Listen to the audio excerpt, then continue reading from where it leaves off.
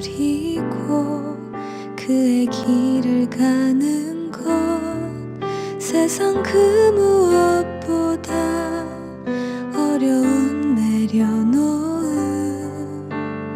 내 안에 예수 그분만 생각할 때 하늘의 그 손이 일하시네. 그 사랑 나를 살리신 그 사랑 하늘의 모든 영광 다 내려놓으신 내 삶도 그렇게 내려놓습니다. 주님 기뻐하시는 그 길 가렵니다.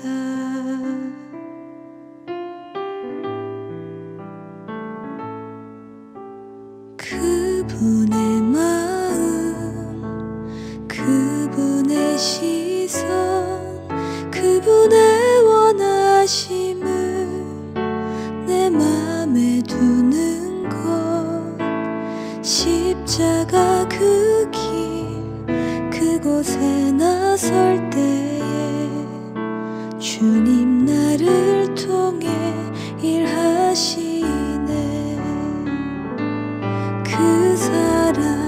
그 사랑 나를 살리신 그 사랑 하늘의 모든 영광 다 내려놓으신 내 삶도 그렇게 내려놓습니다.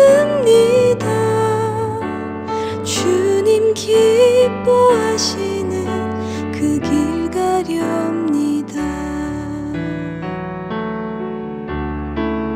나를 향한 그 사랑 온 땅을 덮고 나를 주님의 길로 인도해 주시네.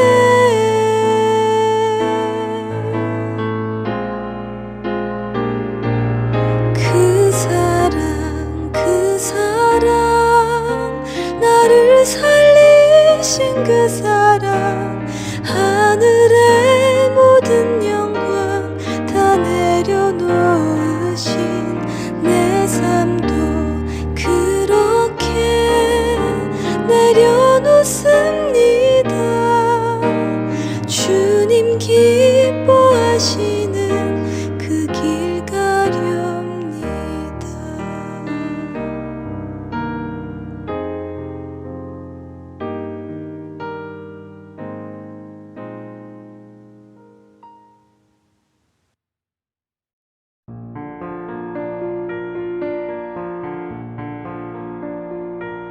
하늘에 계시다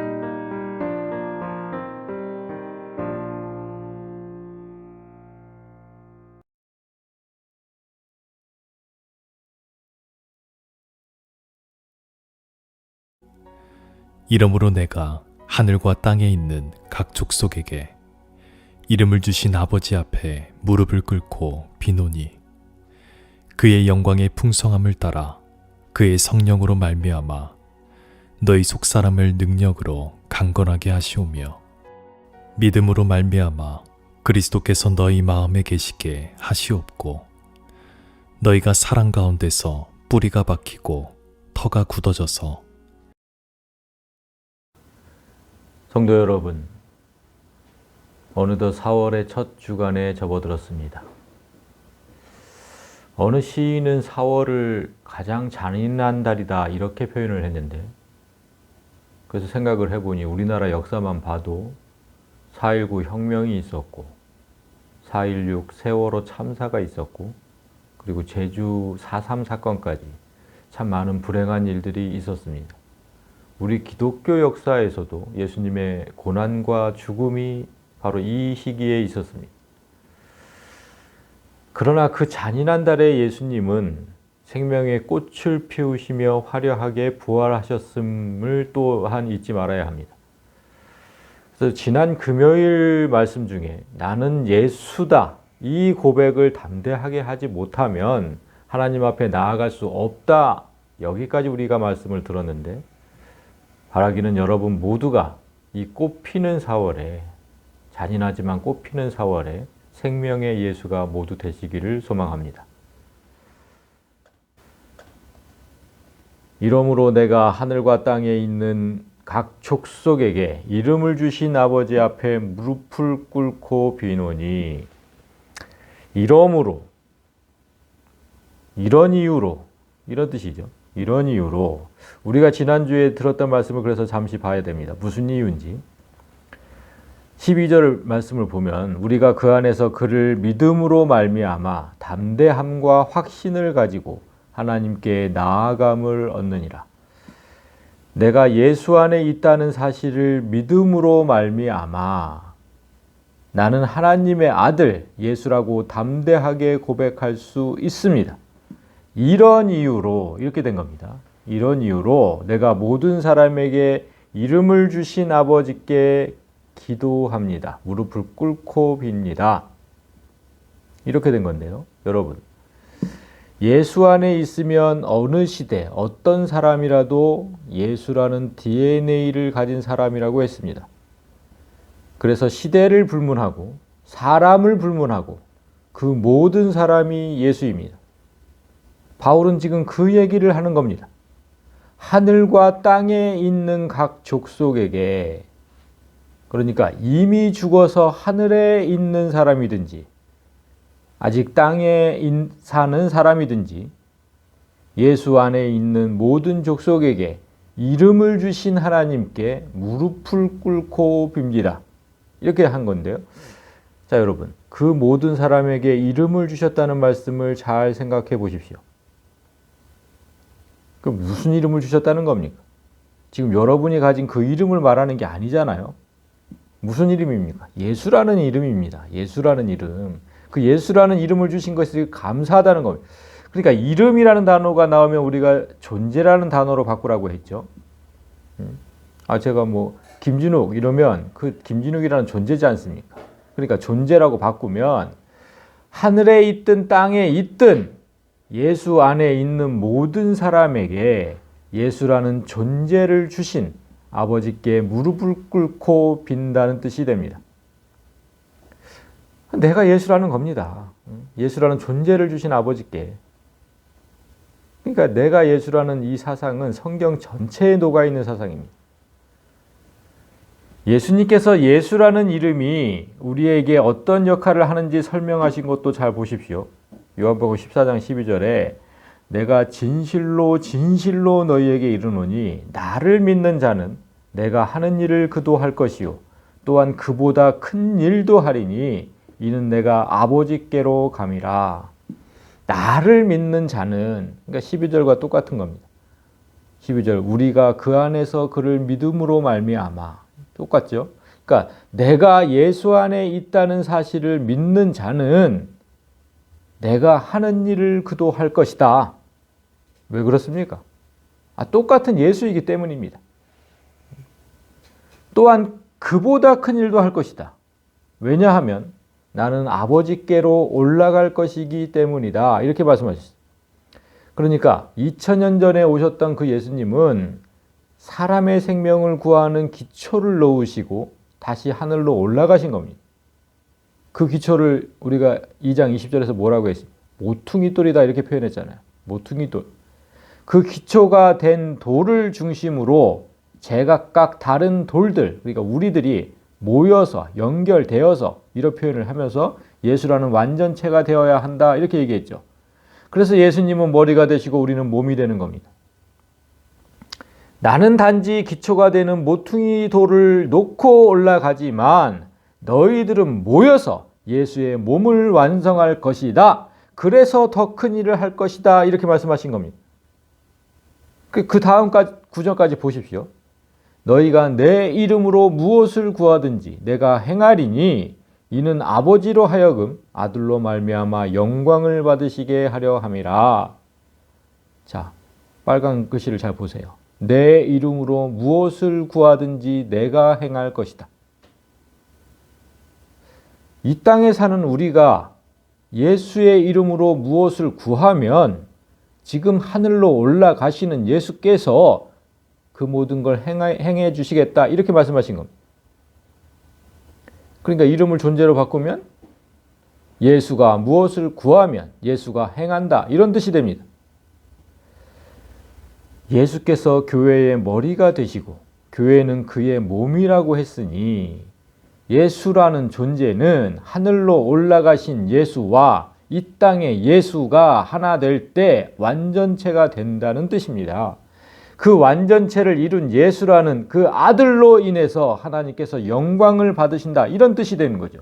그래서 이 말을 한 번 더 반복하시는 겁니다. 14절 내 이름으로 무엇이든지 내게 구하면 내가 행하리라. 왜 한 번 더 반복하시겠습니까? 예수가 무엇을 구하면 예수가 행할 것이다. 여러분, 우리가 기도 끝에 예수님의 이름으로 기도합니다 이렇게 하고 끝내지 않습니까? 그 이유는 하나님께 기도할 때 반드시 예수의 이름으로 기도를 해야 그 기도가 하나님 앞에 상달된다고 우리가 이제까지 배워왔기 때문이죠. 그런데 지금 예수님은 뭐라고 하십니까? 내 이름으로 기도하면, 즉 내가 그 기도를 들어주겠다 이렇게 얘기하시죠. 그러니까 이게 무슨 뜻인지 잘 생각해 봐야 되죠. 내 이름으로 기도하면, 즉 이 땅에 있는 내가 예수고 올라가신 예수님은 이제 하나님이라는 뜻입니다. 바울이 그래서 4장에 가면 이런 말을 합니다. 4장 9절을 잠깐 보면 올라가셨다 하였은즉 땅 아래 낮은 곳으로 내리셨던 것이 아니면 무엇이냐. 그러니까 예수님이 다시 올라가신다고 했으면 땅으로 내려오셨다가 다시 올라간다는 뜻 아니겠느냐 이런 말이죠. 이 말을 잘 생각해 보십시오. 하나님께서 원래부터 하나님이셨는데 예수님 하나님께서 예수라는 옷을 입고 이 땅에 내려왔다가 다시 하늘로 올라가셔서 하나님 자리에 다시 앉은 겁니다. 원위치 된 거예요. 따라서 내 이름으로 무엇이든지 내게 구하면 이 말씀의 진짜 의미는 이제 네가 예수로서 기도하면 하나님인 내가 다 들어주겠다는 이런 뜻이 되는 겁니다. 하늘에 계신 하나님께 예수로서 기도하지 않으면 그 어떤 기도도 상달되지 않습니다. 반드시 하나님 앞에 내가 예수로서 기도합니다. 이렇게 끝맺음해야 합니다. 16절을 봅니다. 그의 영광의 풍성함을 따라 그의 성령으로 말미암아 너희 속사람을 능력으로 강건하게 하시오며. 자, 이 구절은 먼저 속사람이 누구인지를 잘 알아야 합니다. 바울은 4장에서 속사람을 세 사람으로 표현을 합니다. 4장 22절을 먼저 보시면 너희는 유혹의 욕심을 따라 썩어져가는 구습을 따르는 옛사람을 벗어버리고 하나님을 따라 의와 진리의 거룩함으로 지으심을 받은 새 사람을 입으라. 새 사람은 하나님을 따라 지음을 받은 사람이다. 이렇게 얘기한 거죠. 자, 하나님을 따라 지음을 받은. 여기서 무슨 생각이 납니까? 하나님을 따라 지음을 받았다. 뭐가 생각나요? 자, 하나님의 형상이죠. 하나님의 형상. 우리가 타락함으로 잃어버린 그 하나님의 형상을 예수라는 옷을 입으면 다시 회복하게 된다는 뜻입니다. 그러니까 하나님을 따라, 그리고 16절에 예수의 영광을 따라. 이게 똑같은 말이잖아요. 예수는 곧 하나님이다. 그러니까 그의 형상을 따라 우리 안에 다시 생겨난 형상, 그게 바로 속사람입니다. 그렇게 되면, 그렇게 속사람이 내 안에 생기면 원래의 나, 원래부터 있었던 나, 즉 옛사람과 새로 들어온 그 속사람이, 새 사람이 그날부터 마음속에서 싸웁니다. 내 안에서 주도권 싸움을 하는 겁니다. 그래서 사사건건 새 사람은 진리의 길로 가려고 하고 옛사람은 살아왔던 대로 살려고 합니다. 그래서 엊그제 주일 말씀처럼 무엇인가 잔뜩 그려진 도화지에는 새로운 그림을 그리기 어렵다고 말씀하신 겁니다. 옛사람은 좀처럼 없어지지 않는다. 그런 뜻이죠. 그래서 성령은 속사람을 능력으로 강하게 만드시는 역할을 하시는 겁니다. 지금 여기서 그렇게 얘기했죠. 성령으로 말미암아 너희 속사람을 능력으로 강건하게 하시오며, 그러니까 옛사람과 싸워서 반드시 이겨내라는 겁니다. 성령께서 돕는다는 사실을 기억하고 마지막 절을 보십시오. 믿음으로 말미암아 그리스도께서 너희 마음에 계시게 하시고 너희가 사랑 가운데서 뿌리가 박히고 터가 굳어져서, 그러니까 우리가 아까 유혹의 욕심을 따라 썩어져가는 구습을 따르는 옛사람이라 그랬는데, 그 옛사람을 이겨내기 위해서는 예수께서 내 마음에 계신다는 사실을 믿어야 한다는 뜻입니다. 믿음으로 말미암아 그리스도께서 너희 마음에 계시게 해라. 그래서 그러니까 이제 16절에 성령으로 말미암아, 17절 믿음으로 말미암아 그리스도께서 내 마음에 계심을 믿게 된다는 뜻이죠. 성령께서 그렇게 만들고 믿으면서 그렇게 되고, 똑같은 말씀을 요한일서에서 잠시 봅니다. 요한일서 5장을 보면 무릇 하나님께로부터 난 자마다 세상을 이기느니라. 세상을 이기는 승리는 이것이니 우리의 믿음이니라. 예수께서 하나님의 아들이심을 믿는 자가 아니면 세상을 이기는 자가 누구냐? 그러니까 하나님께로부터 난 자, 아까 뭐라 그랬습니까? 하나님의 형상이라 그랬잖아요. 그런 사람이 세상을 이긴다. 하나님의 형상을 가진 사람만이. 그러니까 세상의 유혹을 이기는 승리의 비결은 이것이니 곧 믿는 것이다 이랬잖아요. 우리의 믿음이니라. 믿는 것이다. 그러니까 무엇을 믿는 거냐? 예수께서 하나님의 아들이심을 믿는 것이다. 이렇게 얘기했는데, 아니 생각해 보십시오. 예수께서 하나님의 아들이심을 믿는데 왜 내가 세상을 이기게 됩니까? 하나님의 아들 예수께서 이긴다면 이해를 하겠죠. 그분은 하나님의 아들이니까. 그런데 왜 내가 이기게 되냐고요. 이 원리를 이해할 수 있는 법은 단 하나밖에 없는 겁니다. 예수께서 하나님의 아들이심을 믿는 자는 내가 하나님의 아들임을 믿는 자다. 이런 뜻입니다. 내가 예수고 내가 하나님의 아들이니까 나는 당연히 세상을 이긴다. 이런 뜻입니다. 이런 뜻. 그래서 그 사랑 가운데서 이 믿음이 흔들리지 않도록 뿌리가 박히고 터가 굳어져야 한다. 이렇게 말씀하시는 겁니다. 터가 굳어진다는 뜻은 견고하게 된다는 뜻입니다. 내가 예수라는 그 믿음은 하나님 안에 머물 때만 흔들리지 않고 굳어진다는 뜻입니다. 오늘은 여기까지 말씀을 맺겠습니다.